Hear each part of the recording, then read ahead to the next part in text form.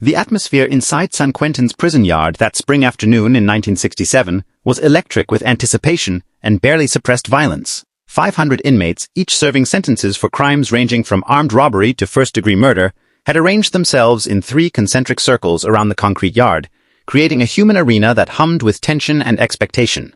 The silence among these hardened criminals was absolute, broken only by the occasional shuffle of feet or whispered comment, as they waited to witness what many believed would be a spectacle of dominance and defeat. At the center of this improvised coliseum stood 2 men whose physical contrast couldn't have been more striking or symbolic of the confrontation about to unfold. Marcus "the Wall" Thompson represented everything the prison system had created through years of brutal survival and systematic violence. Standing 6 feet 4 inches tall and weighing 265 pounds of solid muscle, sculpted through 15 years of relentless prison workouts, using whatever crude equipment the facility provided and his own body weight for resistance, Thompson embodied physical intimidation in its most primal form. For 8 consecutive years he had reigned as the undisputed fighting champion of San Quentin, a title earned not through any official tournament but through countless violent encounters that had established and reaffirmed his dominance. His reputation was built on a foundation of broken bodies and shattered challenges. No inmate had managed to last more than 2 minutes against him in combat. 3 had required hospitalization with injuries severe enough to keep them in the infirmary for weeks, and 1 unfortunate soul had never regained the ability to walk properly after their encounter with Thompson's devastating power. The man who stood across from him seemed laughably mismatched for the confrontation that was about to occur. Bruce Lee, wearing a simple black shirt and slacks that made him look more like an accountant who had accidentally wandered into the wrong government building than a martial arts expert, presented a figure that inspired more skepticism than fear among the watching inmates. At 5 foot 7 inches tall and weighing perhaps 135 pounds dripping wet, he appeared to be exactly the kind of man Thompson could break with one massive hand, the kind of opponent who would provide nothing more than a few seconds of amusement before the inevitable conclusion. Thompson's reaction to his opponent was immediate and dismissive. His laugh echoed across the silent yard, a deep, rumbling sound of contempt that communicated everything he thought about what was about to happen, everything he believed about the mismatch before him, and everything he assumed about the outcome that everyone had gathered to witness. "This is what they brought me," he said, his voice carrying across the concrete expanse, addressing the guards positioned at strategic points around the perimeter, the warden watching from his elevated platform, and anyone else who might appreciate the cosmic joke of this pairing. "This is the martial arts expert everyone's been talking about?"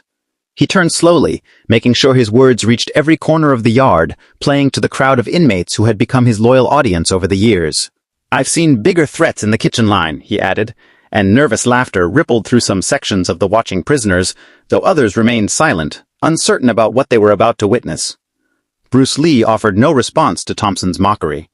He stood in perfect stillness, his weight balanced in a way that appeared effortless, yet suggested readiness for instant movement in any direction, his hands resting loosely at his sides rather than raised in any recognizable fighting stance, his eyes fixed on Thompson with the calm, analytical attention of a scientist observing an experiment about to begin, rather than a fighter preparing for combat. There was no aggression in his posture, no fear, no emotional reaction to the taunts and dismissals, just pure, focused awareness and a quality of presence that a few of the more observant inmates recognized as something they had never quite seen before. What happened 12 seconds later would become the most discussed, analyzed, and legendary moment in San Quentin's long and violent history, a story that would be passed down through generations of inmates like an urban myth or a cautionary tale, told and retold in the yards and cells and cafeterias until the details became both embellished and somehow more essential, until it transformed from a simple fight into something that carried deeper meaning about assumptions, limitations, and the nature of true strength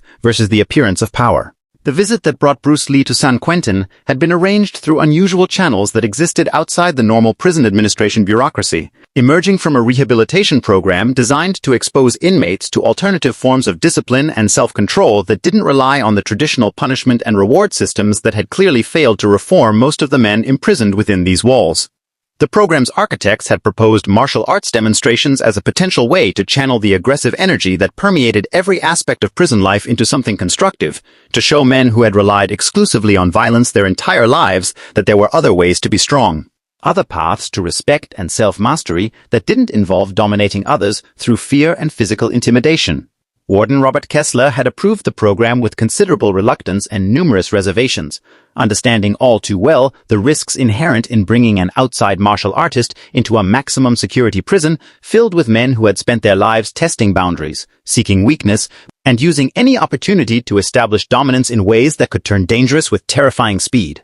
His experience running San Quentin had taught him that inmates viewed any visitor as either a potential victim or a challenge to be overcome, and introducing someone who claimed expertise in fighting was practically inviting confrontation. However, the program's advocates had been persuasive and persistent in their arguments. They had presented studies from correctional facilities across the country suggesting that martial arts training, when properly implemented, actually reduced violence among participants rather than increasing it, teaching discipline, respect, and self-control in ways that traditional prison programs never achieved. They had provided compelling testimonials from wardens at other prisons where similar initiatives had succeeded beyond anyone's expectations, transforming some of the most violent inmates into models of self-restraint and even mentors for younger prisoners. Most importantly, they had promised to bring Bruce Lee himself to conduct the demonstrations, and that name carried weight even inside San Quentin's forbidding walls. Television reached the inmates through the communal areas where they gathered during free time, and rumors circulated constantly through the prison's informal communication networks, carrying information faster than any official channels ever could. Stories had spread about this Chinese martial artist who was revolutionizing how Americans thought about fighting, who had defeated challengers from various traditional martial arts backgrounds, who trained Hollywood movie stars and developed techniques that supposedly transcended conventional combat systems, synthesizing elements from multiple disciplines into something entirely new. Warden Kessler had taken the time to watch some of the available footage of Bruce Lee in action, sitting in his office late at night after the prison had settled into its uneasy nighttime routine, studying the grainy film of this small man, moving with speed that seemed to defy physics, striking with power that appeared impossible given his slight frame, demonstrating techniques that looked more like carefully choreographed dance than actual fighting. He had wondered, as he watched the footage repeatedly, whether what he was seeing was genuine or merely cinematic trickery, whether this martial artist's reputation was built on legitimate skill or clever camera work and selective editing. Now, with Bruce Lee actually standing in his prison, preparing to demonstrate his abilities before 500 of the most dangerous and skeptical men in California's correctional system, Warden Kessler would find out the truth, and he found himself genuinely uncertain about what that truth would reveal. Marcus Thompson had earned his nickname The Wall through years of systematic, calculated violence that had established him as the dominant force in San Quentin's brutal social hierarchy. Inmates called him The Wall because attacking Marcus Thompson was functionally equivalent to attacking a solid wall. You ended up hurting yourself far more than you hurt him, your strikes seeming to have no effect on his massive frame, while his counterattacks left lasting damage on anyone foolish enough to challenge him. He had arrived at San Quentin in 1954, a younger man but already powerfully built, serving a sentence of 25 years to life for an armed robbery that had ended with a security guard in the hospital with permanent injuries, and Thompson facing charges that would consume the prime years of his life. During his first week in the general population, 3 inmates had attempted to establish dominance over the new arrival, testing him the way predators test any newcomer to determine their place in the pecking order, trying to discover if this large man was genuinely dangerous or just physically imposing but mentally weak. All 3 had required medical attention after their encounters with Thompson, and the message spread quickly through the prison's communication networks. The new fish was not to be tested lightly. By the end of his first year, no one challenged Marcus Thompson directly anymore. The risks were too obvious, the outcomes too predictable. By the end of his 5th year, he had become the de facto enforcer for one of the prison's dominant gangs. The man called upon when violence needed to be administered with certainty and overwhelming force, when examples needed to be made and lessons needed to be taught through physical domination. By his 10th year inside San Quentin, even the guards themselves treated him with a wary respect that bordered uncomfortably on fear, recognizing that Thompson had become an institution within the institution, someone whose cooperation made their jobs easier and whose opposition could make the prison genuinely dangerous for everyone. He had learned to fight in the most brutal and unforgiving school imaginable, the prison yard, where there were no rules to provide structure, no referees to stop fights before they became lethal, no mercy extended to anyone who showed weakness or hesitation. Every technique Thompson had developed had been tested under conditions where failure meant serious injury or death, where theories were immediately and violently disproven by reality, where only what actually worked in life-or-death situations survived to be used again. He had absorbed punishment that would have killed men with less natural durability or less developed pain tolerance, learning through direct experience which parts of the body could take tremendous damage and which required protection, developing an almost superhuman ability to continue fighting through injuries that would incapacitate normal people. Simultaneously, he had learned to deliver punishment with devastating efficiency, understanding instinctively which strikes caused the most damage, which techniques broke bones, and which merely caused pain, which combinations of attacks left opponents unable to defend themselves and vulnerable to finishing blows. When word began spreading through San Quentin that a martial arts expert was coming to demonstrate fighting techniques, Thompson had laughed with genuine amusement at what he considered a ridiculous waste of time. He had encountered martial artists before during his years inside, prisoners who had trained in karate or judo or various other systems on the outside, who arrived at San Quentin believing their dojo experience would translate directly to real combat, who thought formal techniques practiced in controlled environments would work against opponents who fought without rules or restraint. They had all learned the same painful lesson. Prison fighting bore no resemblance whatsoever to the controlled environment of a traditional martial arts school, where strikes were pulled, where submissions were released when someone tapped, where serious injury was carefully avoided, and combat remained theoretical rather than existential. In the prison yard, fights ended when someone couldn't continue, and what it took to reach that point was often horrific. When Thompson heard that the visiting expert was Bruce Lee, a man who weighed barely half what Thompson himself weighed, his initial amusement transformed into something approaching contempt mixed with anticipation. This would be easy, perhaps even entertaining, and it would reinforce the lessons that Thompson had been teaching through violence for 15 years. That size and strength were what mattered in real fighting, that formal techniques were useless against overwhelming physical power, that the biggest, strongest, most ruthless man would always dominate those who relied on speed or skill or theoretical knowledge instead of raw force. Bruce Lee entered San Quentin State Prison on a Tuesday morning in the spring of 1967, accompanied by 2 of his advanced students who would assist with the scheduled demonstration and several program coordinators who had spent months navigating bureaucratic obstacles and security concerns to arrange this unprecedented visit. From the very first moment he passed through the security checkpoints and entered the prison proper, the reception was overtly hostile, charged with skepticism and barely veiled mockery. Inmates lined the corridors through which Bruce and his group had to pass, having positioned themselves strategically to observe this visitor who presumed to teach them about fighting, watching the small Asian man walk past with expressions that ranged from amused skepticism to outright contempt and ridicule. Comments were made loudly enough to be clearly heard by Bruce and his companions, but quietly enough to provide the speakers with plausible deniability if guards chose to intervene. "That's the fighter?" one voice called out, followed by cruel laughter. "My grandmother hits harder," another inmate contributed, to general amusement. "This is supposed to teach us something?" a third voice added, the skepticism evident and the insult implicit. Bruce showed absolutely no reaction to any of the provocations, maintaining the same calm demeanor he brought to every situation, walking with the characteristic economy of motion that defined everything he did. No wasted energy, no unnecessary tension, no emotional engagement with attempts to provoke him. Just efficient movement toward whatever destination awaited him in this hostile environment. Warden Kessler met Bruce at the entrance to the gymnasium where the demonstration would take place, having decided that a frank conversation about the situation was necessary before events proceeded any further. "Mr. Lee," the warden said, his tone serious and concerned, "I have to be completely honest with you about what you're walking into here. The men confined in this facility aren't going to be impressed by theoretical discussions or philosophical principles about martial arts. They've lived violence their entire lives, from their childhoods on the streets through their criminal careers to their daily existence in here. They know what real fighting looks like, what it feels like, what it costs. They won't respect anything that seems abstract or academic." Bruce's response was characteristically simple and direct. "So do I." Warden Kessler continued, explaining the situation that had developed among the inmates.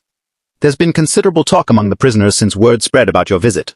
Some of them want to test you, to see if your reputation is genuine or manufactured. One inmate in particular, Marcus Thompson, who goes by The Wall, has specifically requested to participate in your demonstration. He's been the dominant fighter in this facility for years, and he's never been defeated. He's dangerous, Mr. Lee, genuinely dangerous in ways that go beyond normal fighting. He's requested the opportunity to face you directly." Bruce nodded calmly, his expression unchanging, as if he had expected exactly this development and had already prepared his response. "I expected something like this," he said. "When you claim expertise in combat, people want to verify those claims, especially people whose survival has depended on accurately assessing fighting ability. It's natural."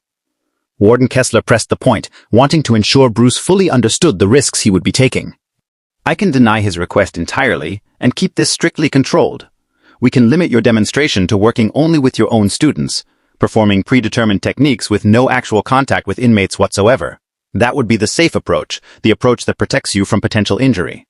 Bruce's response revealed his deeper understanding of why he had come to San Quentin and what these inmates needed to see in order for his visit to have any meaningful impact. That would defeat the entire purpose of my being here, he explained patiently. These men need to see something real, something that connects to their actual experience of violence and combat. If I only demonstrate techniques with people who are trained to lose to me, who cooperate with my techniques and make me look effective through their compliance, these inmates will see through that immediately. They'll dismiss everything I'm showing them as theater, as performance, as something that has no connection to the real fighting they understand. The opportunity for learning will be lost completely. The warden made one final attempt to convey the severity of the situation. Thompson could seriously hurt you, Mr. Lee. I'm not speaking hypothetically or being overly cautious. This man has hospitalized multiple inmates, some with permanent injuries. He outweighs you by more than 100 pounds of muscle. He has 15 years of prison fighting experience. He won't hold back or show mercy because you're a visitor or a famous martial artist. He'll try to destroy you to prove his dominance.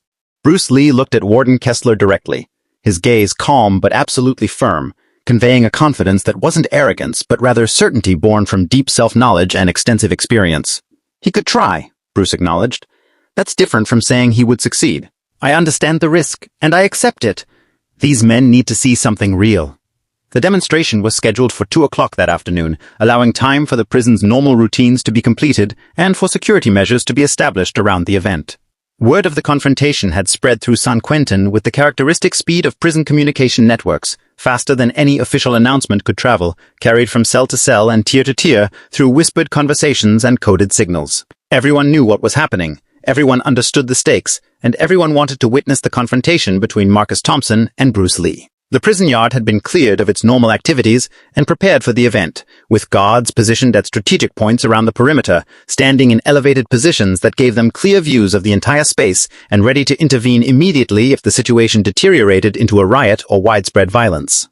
Medical staff stood by in an area just off the yard, prepared with equipment and supplies for injuries that everyone assumed would require their immediate attention, expecting broken bones or concussions or worse. Bruce spent the morning hours before the demonstration in a small, bare room that Warden Kessler had provided for his preparation, a space normally used for attorney meetings but cleared for this purpose.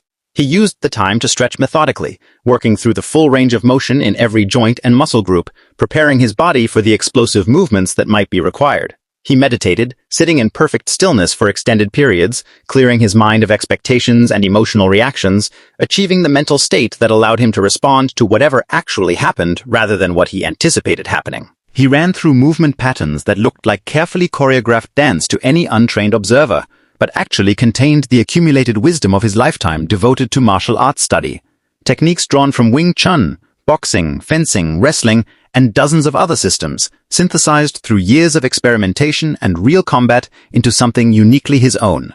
His students, watching him prepare, couldn't help but express their concerns about the confrontation that awaited. They had seen Marcus Thompson during breakfast, when inmates from the general population mingled in the cafeteria, and the prison champion's presence had been overwhelming even in that crowded space. They had observed his massive frame, the scarred knuckles that spoke of countless violent encounters, the predatory way he moved through spaces that other inmates automatically cleared for him, giving him room and respect born from fear and hard experience. "Are you concerned about Thompson?"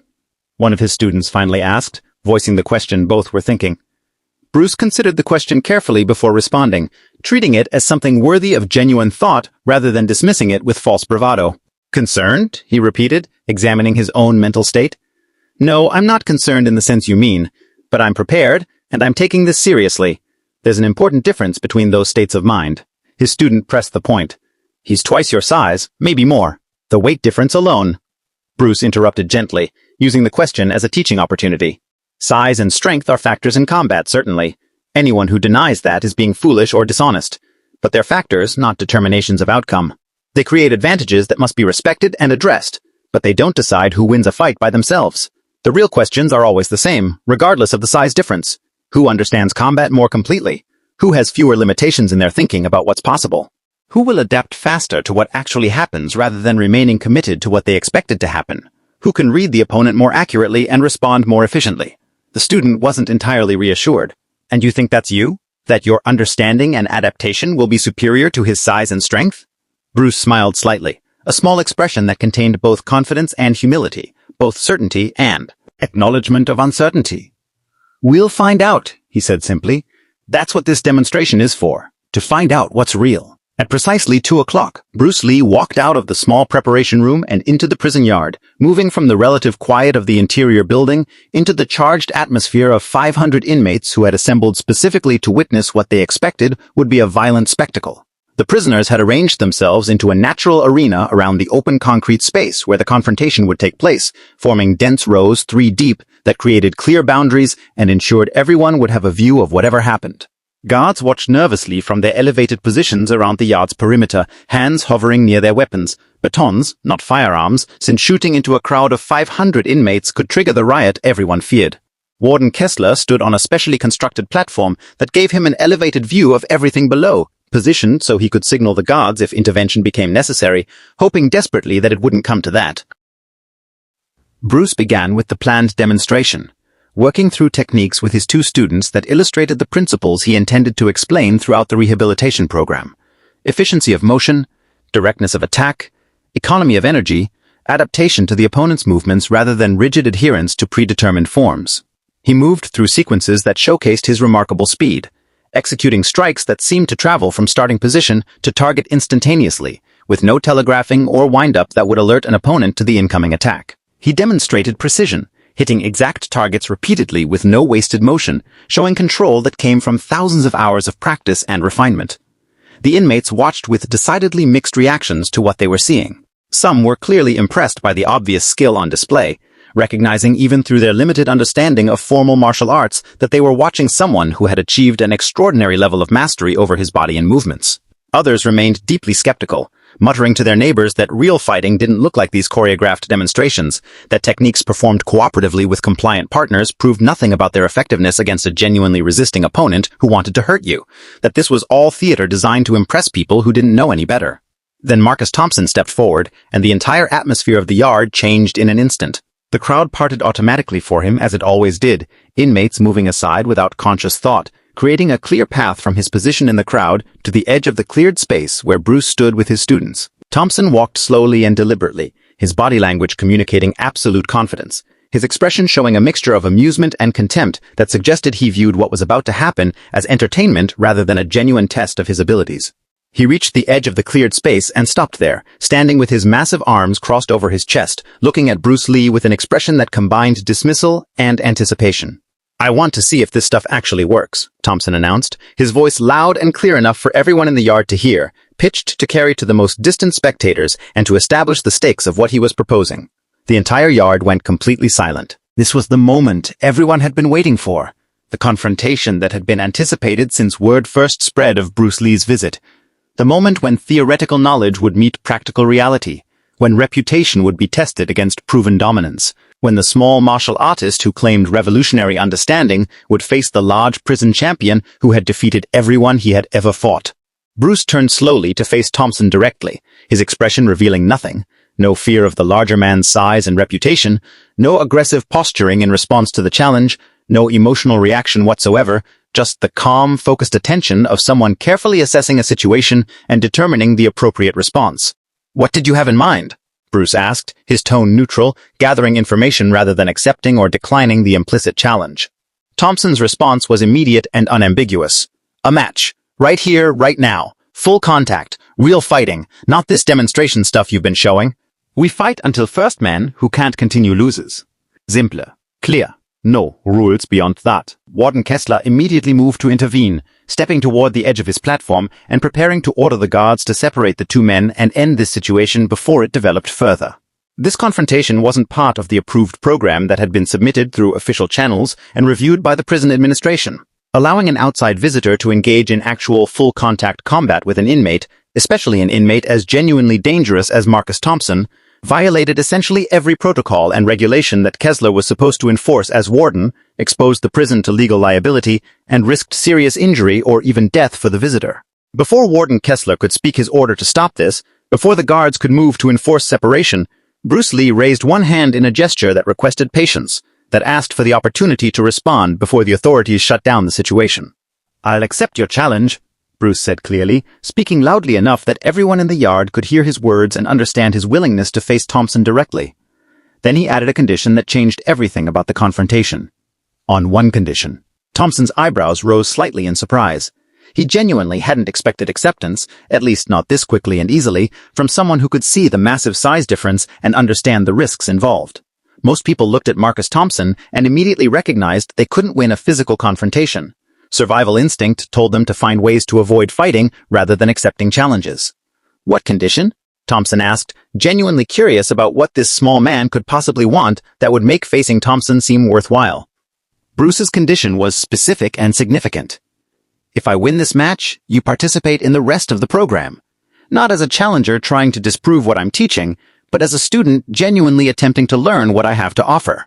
You give the training and philosophy a fair chance, approach it with an open mind, and see if there's value in it for you. He paused, then added the equally important reverse condition. And if you win, if I lose this confrontation, I'll tell everyone here that my techniques don't work effectively against real fighters, that everything I've demonstrated today is essentially useless in actual combat situations where your opponent isn't cooperating. I'll admit publicly that size and strength are the only factors that matter, and that my martial arts philosophy is impractical idealism that fails against physical reality.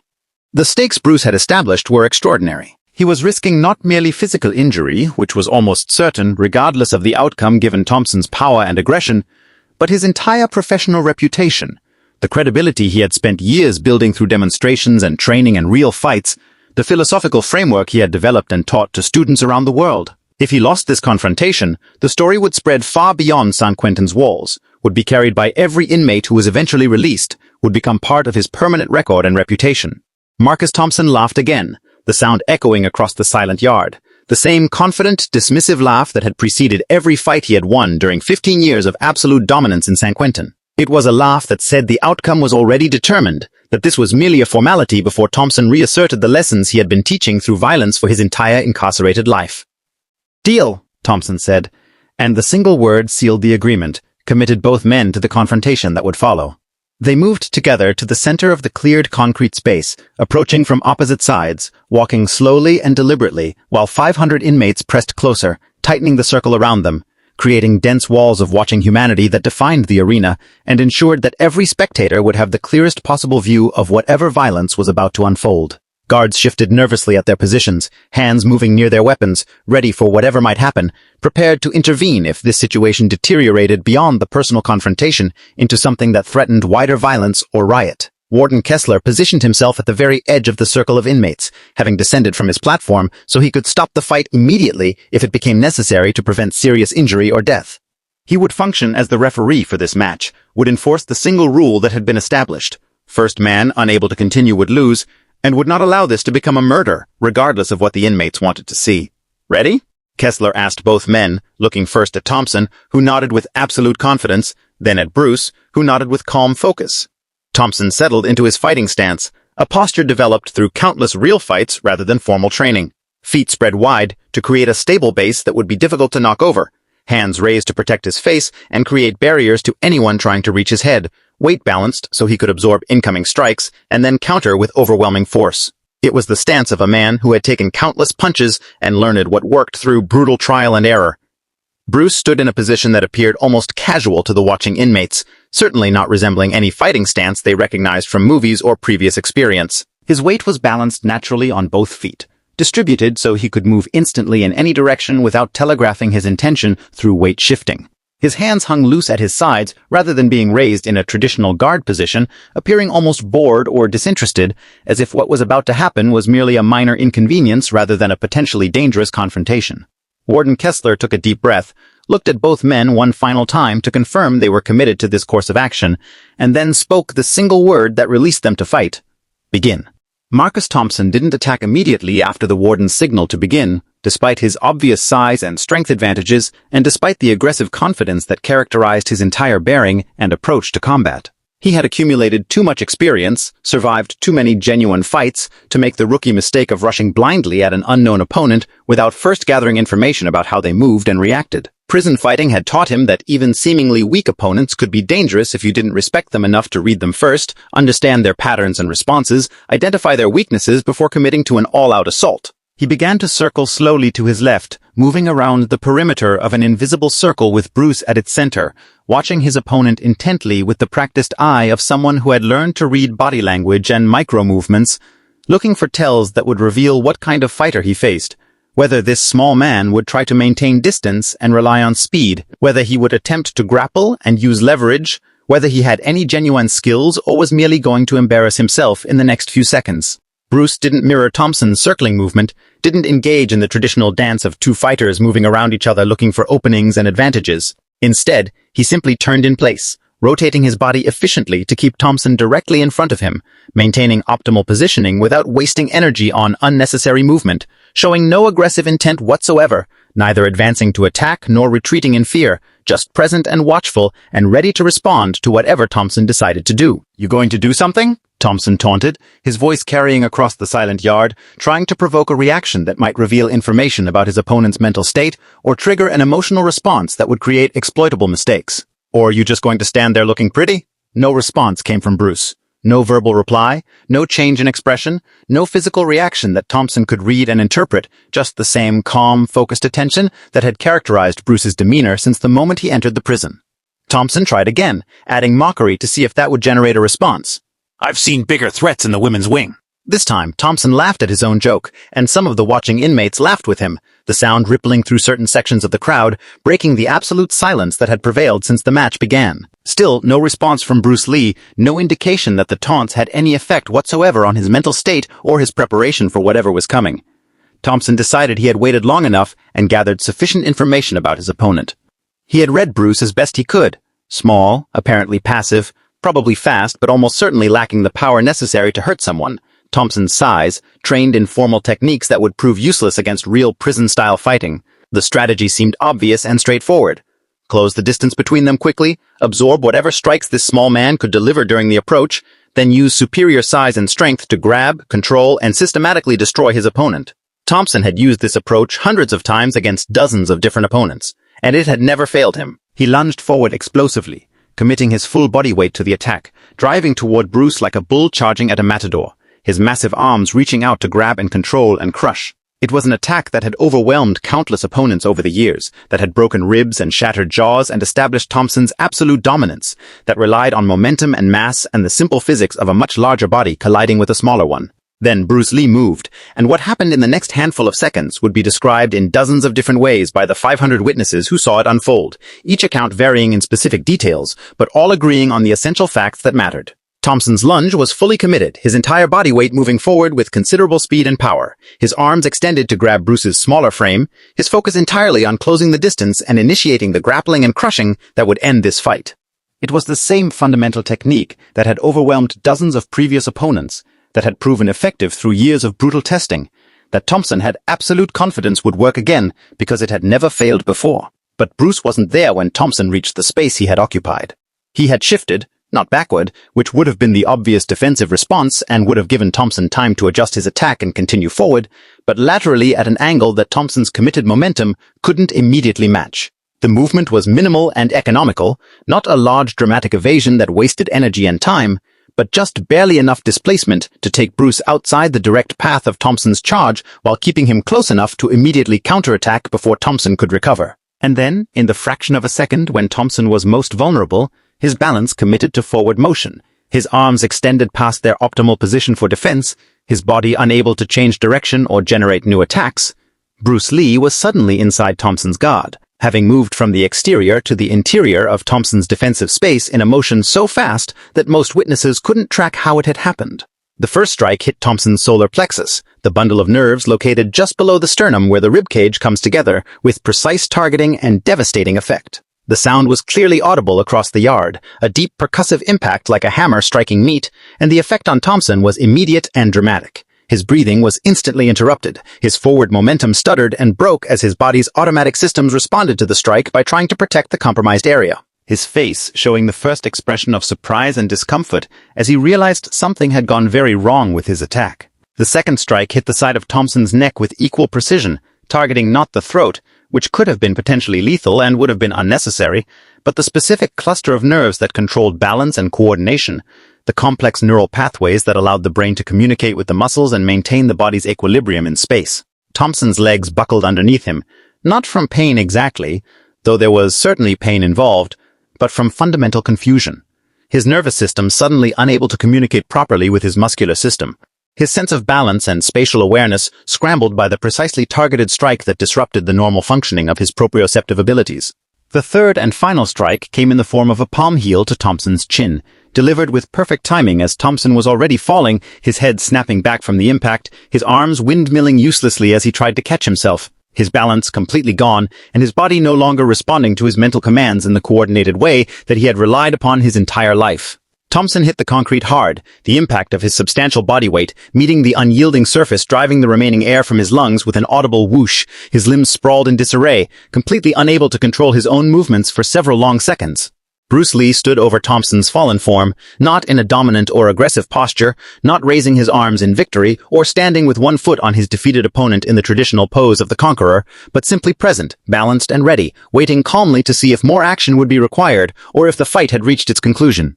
Thompson tried desperately to rise, his mind still functioning clearly enough to understand that he was on the ground and that getting up immediately was essential to his dignity and safety in this environment where showing weakness could have consequences that lasted far beyond this single confrontation. But his body absolutely refused to cooperate with his intentions. His muscles felt mysteriously disconnected from his brain, as if the signals were traveling through damaged wires that couldn't carry the proper messages. His coordination had been completely scrambled by those precise strikes that had targeted nerve clusters rather than simply trying to damage bone or muscle tissue through blunt force trauma. 12 seconds had passed since Warden Kessler had spoken the word begin. 12 seconds from the start of the match to Marcus Thompson lying on the concrete, unable to rise, defeated by someone who weighed half what he weighed and who had dismantled 15 years of absolute dominance in less time than it takes most people to tie their shoes. The prison yard was absolutely, completely silent.